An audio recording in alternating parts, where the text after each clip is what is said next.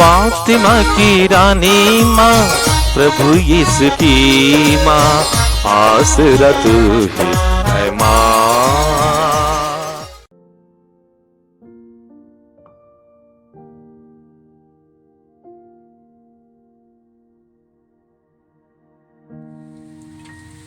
पहला पाठ उत्पत्ति ग्रंथ अध्याय 3 पद संख्याएं 9 से 24 तक। प्रभु ईश्वर ने आदम से पुकार कर कहा, तुम कहाँ हो? उसने उत्तर दिया, मैं बगीचे में तेरी आवाज सुनकर डर गया, क्योंकि मैं नंगा हूँ और मैं छिप गया। प्रभु ने कहा, किसने तुम्हें बताया कि तुम नंगे हो? क्या तुमने उस वृक्ष का फल खाया जिसको खाने से मैंने तुम्हें मना किया था? मनुष्य ने उत्तर दिया, मेरे साथ रहने के लिए जिस स्त्री को तूने दिया है, उसी ने मुझे फल दिया और मैंने खा लिया। प्रभु ईश्वर ने स्त्री से कहा, तुमने क्या किया है? और उसने उत्तर दिया, सांप ने मुझे बहका दिया और मैंने खा लिया। तब ईश्वर ने सांप से कहा, चूंकि तूने यह किया है, तू सब घरेलू तथा जंगली जानवरों में शापित होगा। तू पेट के बल चलेगा और जीवन भर मिट्टी खाएगा। मैं तेरे और स्त्री के बीच, तेरे वंश और उसके वंश में शत्रुता उत्पन्न करूंगा। वह तेरा सिर कुचल देगा और तू उसकी एड़ी काटेगा। उसने स्त्री से यह कहा, मैं तुम्हारी गर्भावस्था का कष्ट बढ़ाऊंगा और तुम पीड़ा में संतान को जन्म दोगी। तुम वासना के कारण पति में आसक्त होगी और वह तुम पर शासन करेगा। उसने पुरुष से यह कहा, चूंकि तुमने अपनी पत्नी की बात मानी और उस वृक्ष का फल खाया है जिसको खाने से मैंने तुमको मना किया था, भूमि तुम्हारे कारण शापित होगी। तुम जीवन भर कठोर परिश्रम करते हुए उससे अपनी जीविका चलाओगे। वह कांटे और ऊंट कटारे पैदा करेगी और तुम खेत के पौधे खाओगे। तुम तब तक पसीना बहाकर अपनी रोटी खाओगे जब तक तुम उस भूमि में नहीं लौटोगे जिससे तुम बनाए गए हो, क्योंकि तुम मिट्टी हो और मिट्टी में मिल जाओगे। पुरुष ने अपनी पत्नी का नाम हव्वा रखा, क्योंकि वह सभी मानव प्राणियों की माता है। प्रभु ईश्वर ने आदम और उसकी पत्नी के लिए खाल के कपड़े बनाए और उन्हें पहनाया।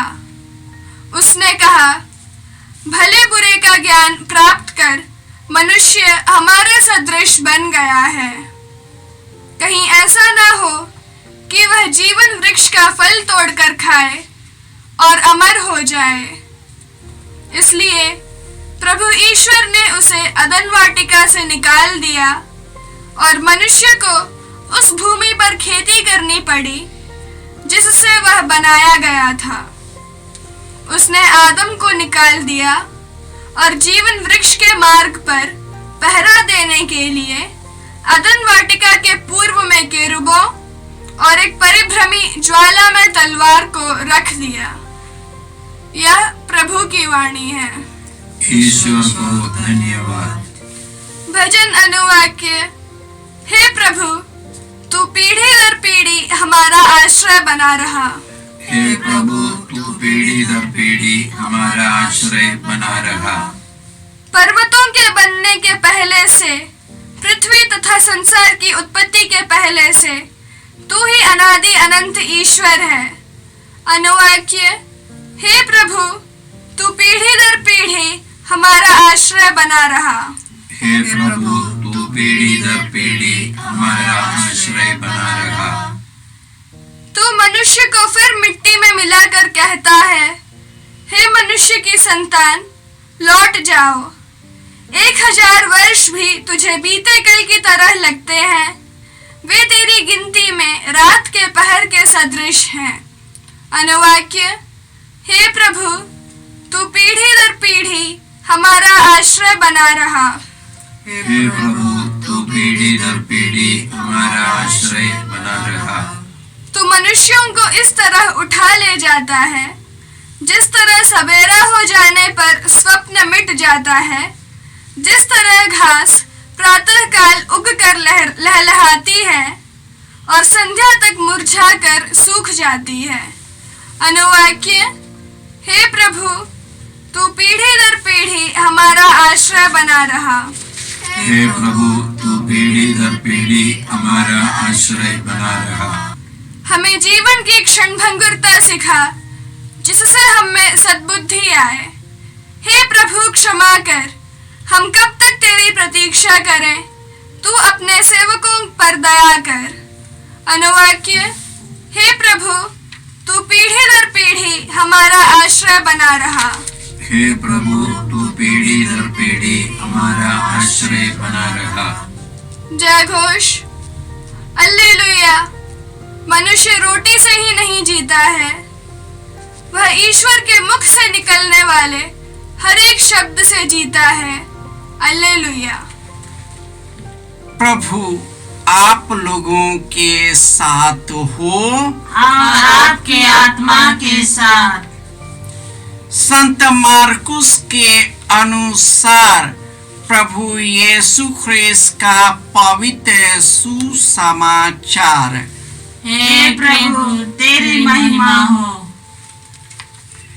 अध्याय 8 पद संख्याएं 1 से 10।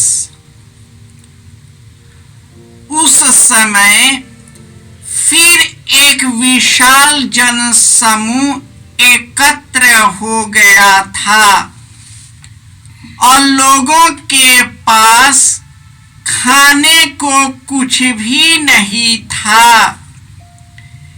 यीशु ने अपने शिष्यों को अपने पास बुलाकर कहा, मुझे इन लोगों पर तरस आता है। ये 3 दिनों से मेरे साथ रह रहे हैं और इनके पास खाने को कुछ भी नहीं है। यदि मैं इन्हें भूखा ही घर भेजे तो ये रास्ते में मूर्छित हो जाएंगे। इनमें से कुछ लोग दूर से आए हैं। उनके शिष्यों ने उत्तर दिया, इस निर्जन स्थान में इन लोगों को खिलाने के लिए कहां से रोटियां मिलेगी? यीशु ने उनसे पूछा, तुम्हारे पास कितनी रोटियां हैं? उन्होंने कहा, 7।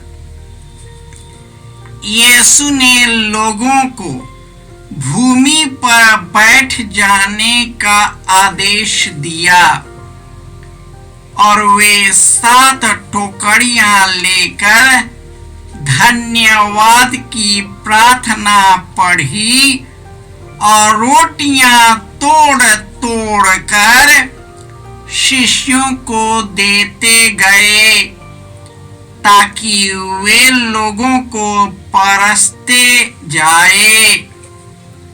शिष्यों ने ऐसा ही किया। उसके पास कुछ छोटी मछलियां भी थीं। यीशु ने उन पर आशीष की प्रार्थना पढ़ी और उन्हें भी बांटने का आदेश दिया।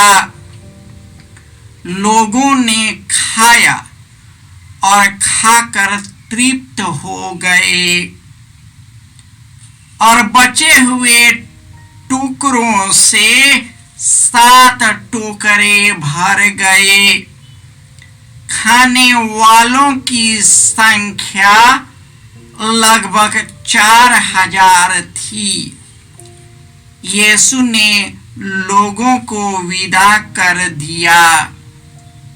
वह तुरंत अपने शिष्यों के साथ नाव पर चढ़े और दलमनुथा प्रांत पहुंचे। यह प्रभु का सुसमाचार है। हे ख्रिस्त तेरी स्तुति हो। ख्रिस्त में प्यारे भाइयों और बहनों, ईश्वर ने हम सबों को अपना प्रतिरूप बनाया और सुंदर बनाया, परंतु हमारे पूर्वज, हमारे पहले माता पिता आदम और हेवा ने ईश्वर की आज्ञाओं का उल्लंघन किया, उनके बात को नहीं माना और पाप पर पाप करता चला गया। इस प्रकार हम सभी पाप, दुख, मृत्यु और अभिशाप के बंधन में फंस गया। हमारे पूर्वज इस्राएली जो मिस्र देश के गुलाम थे, ईश्वर ने उन्हें मिस्र देश की गुलामी से छुड़ाया, लाल समुद्र पार कराया, 10 महाविपत्तियों से बचाया और अपना शक्ति होरेब पर्वत पर दिखाया। बड़े बड़े महारथियों को हराकर इन्हें कनान देश दिया, परंतु इन लोगों ने कनान देश पहुंचने से पहले ही ईश्वर को विसार दिया। उसने बछड़े की मूर्ति बनाई, उसकी आराधना की और ईश्वर को भुला दिया। आज मनुष्य ऐसा ही है,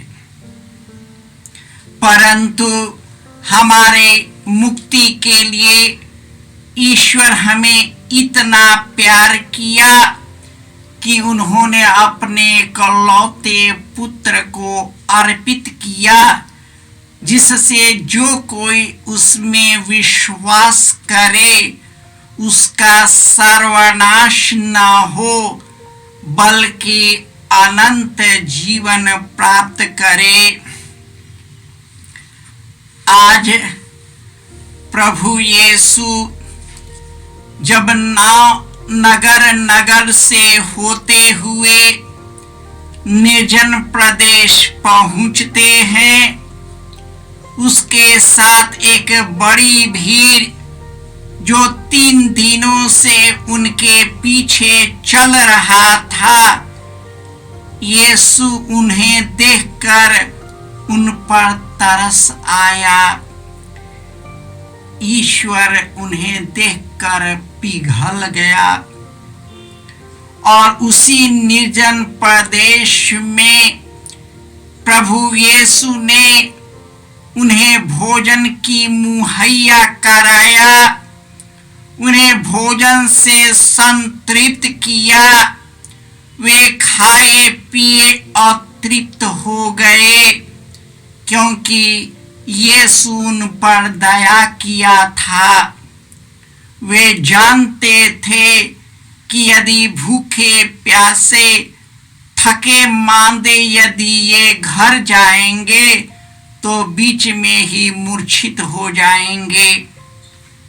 हमारे जीवन के दुख, दर्द, बीमारी, परेशानी, चिंता, तनाव में प्रभु यीशु सदा हमारे साथ रहते हैं। वे कहते हैं कि चिंता मत करो, डरो मत, मैं तेरे साथ हूं। देखो, मैं तेरी सहायता करूंगा। और स्वर्गारोहण से पहले उन्होंने आश्वासन दिया, डरो नहीं, संसार के अंत तक मैं सदा तेरे साथ रहूंगा। यीशु के कारण हम पर बहुत अत्याचार किया जाता है, क्योंकि लोगों ने उस पर अत्याचार किया। जो ये प्रभु यीशु ज्योति बनकर इस संसार में आए, परंतु लोगों ने ज्योति की अपेक्षा अंधकार को पसंद किया, क्योंकि उनके कर्म बुरे थे। वे प्रभु यीशु के ज्योति में आना पसंद नहीं करते, क्योंकि वे डरते हैं कि कहीं उनके बुरे कर्म प्रकट न हो जाए। इस प्रकार हम अपने बुरे कर्मों को आत्मसात करते हैं और ईश्वर को विसार देते हैं, और अंत में हम दुख के सहभागी बनते हैं। आइए हम प्रभु यीशु के पास पश्चातापी हृदय से उनके पास जाए, और वे दयालु व करुणामय हैं। वो हमारे पापों को क्षमा करते हैं, शुद्ध करते हैं, चंगा कर देते हैं।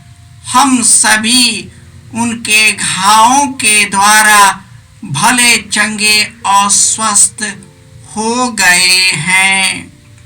हे सर्वशक्तिमान पिता ईश्वर, हम तुझे धन्यवाद देते हैं कि हम सब पापी ही थे, कुकर्मी ही थे, कि तू हम नियत समय पर अपने पुत्र यीशु को इस संसार में भेजा। उन्होंने हमारे सभी पापों को अपने ऊपर ले लिया। इस प्रकार हमें पाप से, अभिशाप से, मृत्यु के बंधनों से मुक्त कर दिया और हमें अनंत जीवन प्रदान किया।